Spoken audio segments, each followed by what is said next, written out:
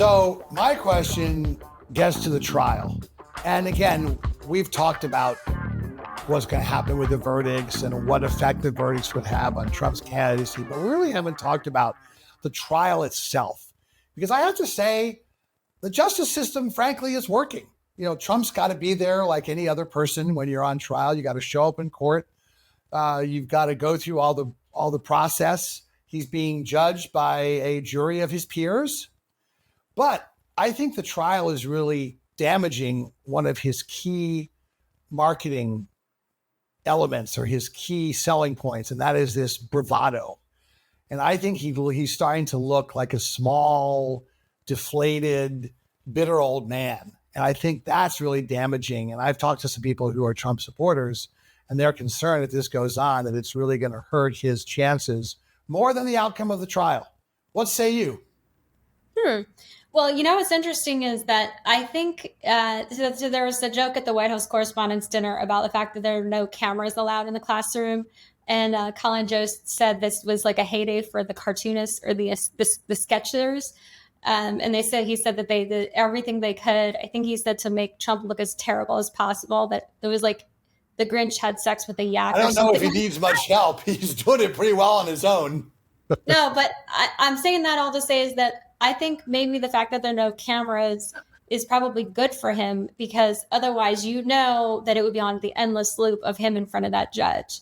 So I think that's actually kind of saving him a little bit, to the point where I wanted to quote some stats here. This is from CNN, which is not liberal. They said that, well, first of all, Trump is winning by 6 points above Biden. Again, that's CNN. And they also, this is what was interesting. They asked, do you view the presidency of Trump or Biden as a success or failure? Success, 39% for Biden, 55% for Trump. Failure, 44% for Trump, 61% for Biden.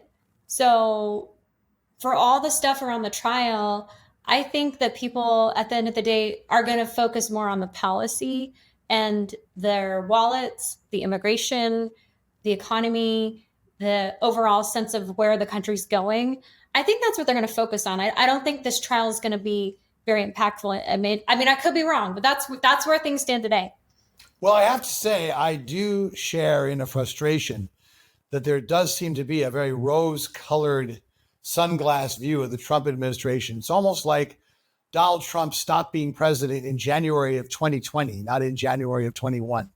I think it was 2 days ago, was the 1 year anniversary of Donald Trump getting up there and talking about injecting light and using Lysol, and poor Dr. Birx on the sidelines just squirming with every word.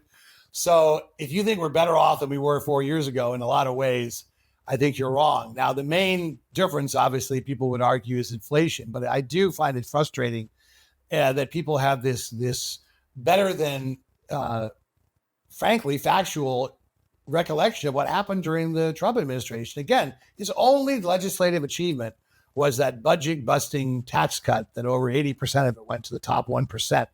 Okay. And obviously there's the courts, but that's not legislative. It was a very unproductive administration. And whether or not you agree with what Joe Biden has done, he's done a lot. Joe Biden's problem is that there's inflation, and also he's just a bad messenger. And he's not someone that can use the bully pulpit the way almost every other president could. But I think that, and I've said this before, people don't really tune in until after Labor Day.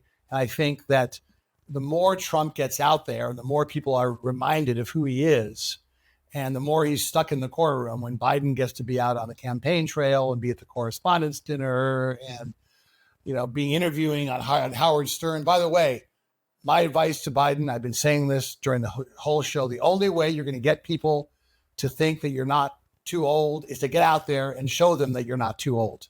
Okay. Having all your cabinet members say how lucid you are doesn't do anything.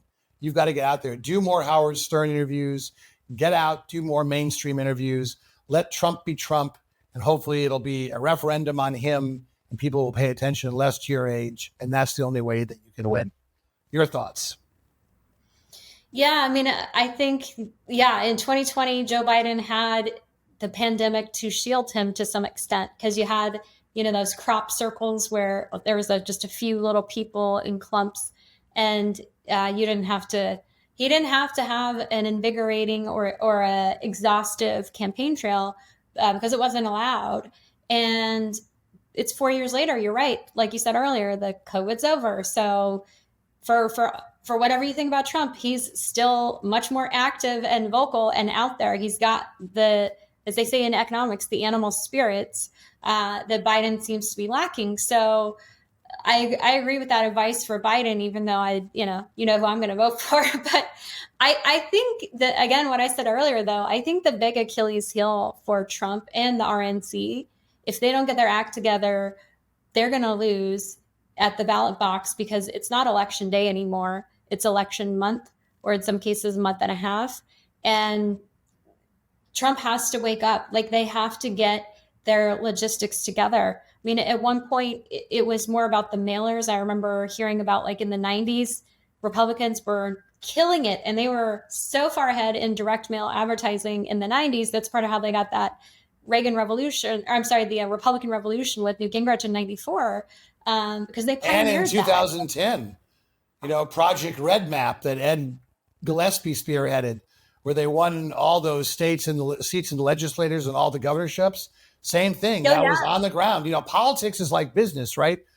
There are no secrets. It comes down to execution. And that's why Trump's ransacking of the RNC, where it's like a mob boss with his daughter running it, or daughter-in-law running it, that's going to also pay, because in addition to the mail-in voting, which they need to do, there's just a lot of groundwork, and groundworks takes money, takes organization.